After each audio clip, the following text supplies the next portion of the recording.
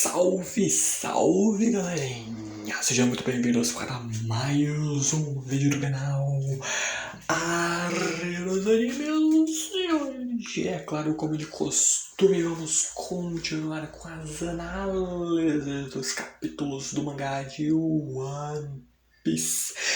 Indo para o capítulo 1106, intitulado Seu Aliado, com retornos de personagens extremamente amados que vão dar início a um dos maiores arcos e mais esperados de One Piece, e que é o que, por sinal, a gente está acompanhando atualmente nos capítulos semanais de One Piece. Fora também uma outra penca de coisas extremamente interessantes. Só que é claro que a gente só vai começar a comentar sobre tudo isso e muito mais apenas, é claro, depois de vocês deixarem um like e se inscreverem no canal e também ativarem o sininho das notificações para receberem todos os vídeos aqui do canal. Eu, claro que também agradeço imensamente o apoio de todos vocês. Então, sem mais delongas, simbora para o vídeo. Esse capítulo basicamente começa com a gente vendo as misteriosas figuras que se dirigem a Egghead, onde estas misteriosas figuras estão indo com tudo aí pra cima de Egghead, enquanto eles veem que a situação estava tal qual como estava ali escrita nos jornais. Enquanto o Luffy, que basicamente já digeriu toda a comida, o que não é tão surpreendente porque é o Luffy. E o próprio pessoal vendo enquanto ele basicamente se transforma ali na sua quinta marcha, que pô, ele é um Yonkou, mas se a gente for todo mundo junto, a gente pode vir dar um jeito de prender ali ele com algemas de Kairoseki. E bom, isso não vai dar nem um pouco certo. E a gente sabe muito bem disso, na verdade.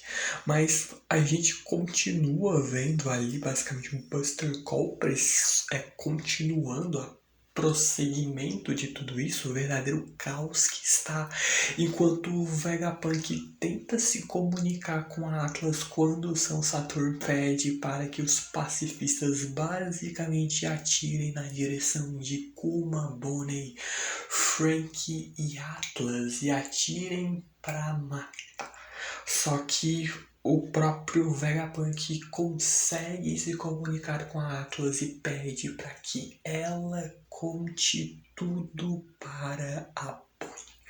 A Bonnie que descobre uma verdade extremamente chocante aos seus olhos, mas que vai ajudá-los a escapar da iminente morte neste momento. Porque simplesmente quando ela ordena para que os pacifistas, chamando-os de papai, não atirem, também pedindo para que eles os ajudem a escapar da ilha, na mesma hora essa voz é ouvida pelos pacifistas que respondem a este comando. Eles simplesmente viram as suas mãos contra o governo mundial e a marinha e começam a soltar os seus raios de lasers que estavam até poucos segundos preparados para serem disparados contra Bonnie e companhia e agora são completamente utilizados para massacrar os navios de guerra da marinha e do governo mundial. A gente mesmo vendo o Saturn entendendo na mesma hora o que é que o Vegapunk fez.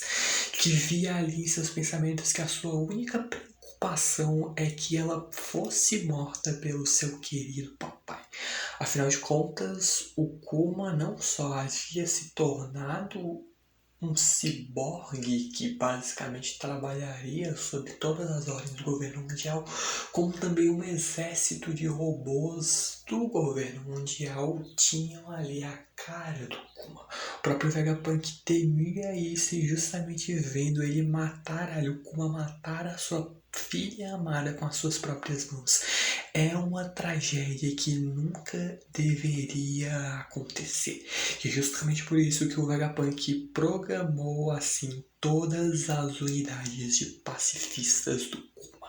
mesmo que sejam ordenadas pela maior autoridade do mundo, mesmo que o mundo inteiro se torne inimigo da Bonnie, o Kuma sempre será um aliado dela.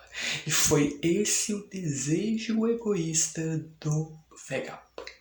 Só que desejo esse que enquanto a gente vê o verdadeiro caos agora, felizmente, pro lado da Marinha, sendo completamente destroçadas pelos raios de luz que são atirados pelos pacifistas, a gente acaba vendo que todo esse desejo egoísta do Vegapunk teria um preço. E ele entende muito bem que a sua ação teria consequências, porque ele acaba tendo seu peito perfurado por uma das patas de aranha do Saturn.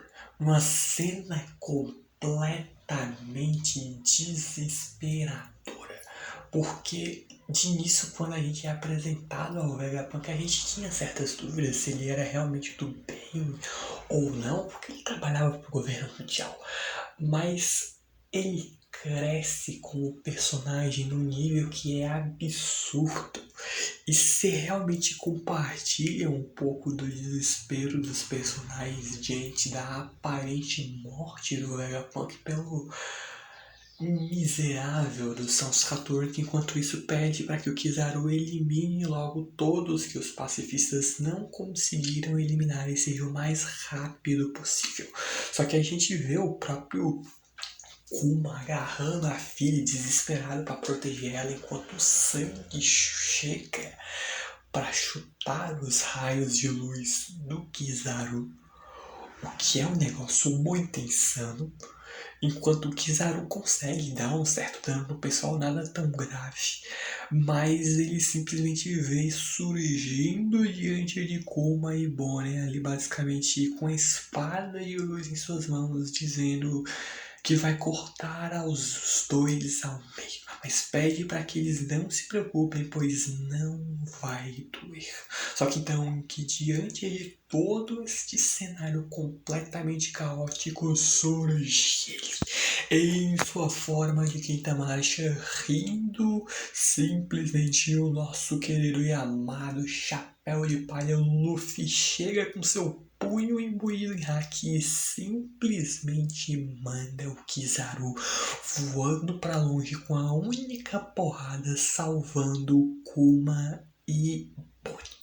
Onde o Luffy, que agora está de barriga cheia, então veio ali full power para o campo de batalha, tanto ao ponto que a gente vê a propriedade de borracha no corpo dele começa a ser espalhada por toda a ilha de Egghead, que basicamente todo mundo, quando cai no chão, começa a quicar como se tivesse uma espécie de pula-pula geral, estranhando tudo isso, mas a gente vendo que Bonnie, Kuma, Sandy, Frank e Atlas estão bem, enquanto o Luffy aí retorna e a Bonnie corre desesperada até o Vegapunk, vendo que eles têm de ir e vendo que eles vão morrer se ficarem aí. Só que o Vegapunk já não tem mais força alguma para se levantar, enquanto as batidas do coração do Luffy ao som dos tambores da libertação começam a ecoar por toda a ilha de Egghead. Tanto que acabam ressoando e atingindo ali, chegando aos ouvidos do robô gigante de ferro. Que, bom, algumas surpresas nos esperam daqui para frente em relação a este personagem, enquanto o próprio Vegapunk percebe este ritmo, as batidas do coração do Luffy, os tambores da libertação. A própria Bonnie se lembrando da conversa que teve com seu pai uma vez sobre Nika, onde dizem que Nika aparece do nada rindo neste ritmo. E é nesse cenário o Luffy rindo, pulando, dançando, cantando frenético surge e comunica aos olhos da Bonnie e do Vegapunk. O próprio Vegapunk via que ele sabia de tudo isso, só que a Bonnie ainda não tinha ali percebido. O próprio Vegapunk também percebe que com ele foi igual. Ele precisava ver com seus próprios olhos. Ver com seus próprios olhos de que Luffy do Chapéu de Palha, o jovem que chamou a atenção de Bartolomeu Kuma, é o deus do sol Nika. A Bonnie, que diante de todo esse cenário simplesmente desaba no choro enquanto o Vegapunk vê que o Kuma tinha razão. Um Buster Call não é nada para ele. Pessoas do mundo todo aguardaram o seu retorno por centenas de anos. E não vai ser a Marinha nem o governo mundial que vai o impedir agora. E para atacar ainda mais fogo em Egghead, a gente se dirige à costa nordeste de Egghead. Quando uma unidade da Marinha vê ali que eles fizeram contato com um navio enorme. Um navio que pertence a pessoas que eles achavam que tal grupo já teria sido desfeito há 100 anos, mas não há dúvidas de que são eles. Onde os próprios marinheiros completamente desesperados se perguntando por que logo eles iriam vir para Egghead num momento desses, onde simplesmente a gente vê surgindo aí em Egghead o mesmo navio que salvou aqueles pesquisadores de Egghead que estavam tentando fugir, e o Saturno mandou um navio da marinha para destruir, e a marinha é quem se lascou no processo por conta da chegada deles. Aqueles que vimos pela última vez lá no arco de Little Garden.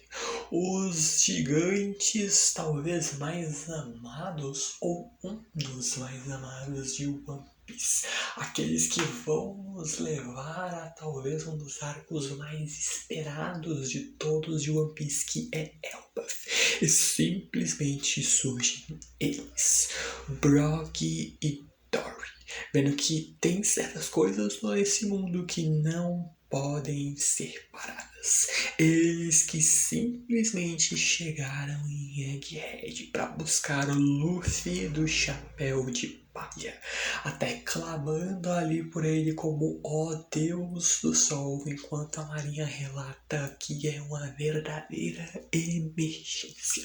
Os piratas gigantes estão em Egghead. E no fim das contas, o que chegou não foi apenas uma tripulação de gigantes, mas aproveitando para pegar o que o editor do Oda disse, o que chegou foi uma verdadeira e gigantesca esperança no campo de batalha caótico que se tornou o Egghead. Só que, bom, esse capítulo se encerra.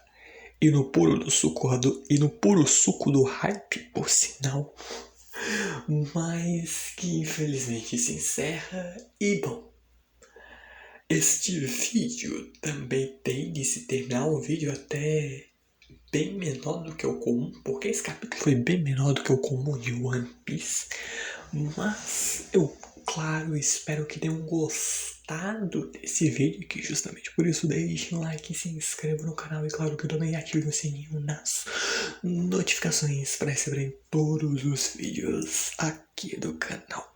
Eu agradeço, é claro, também imensamente o apoio de todos vocês, muito obrigado por tudo mesmo.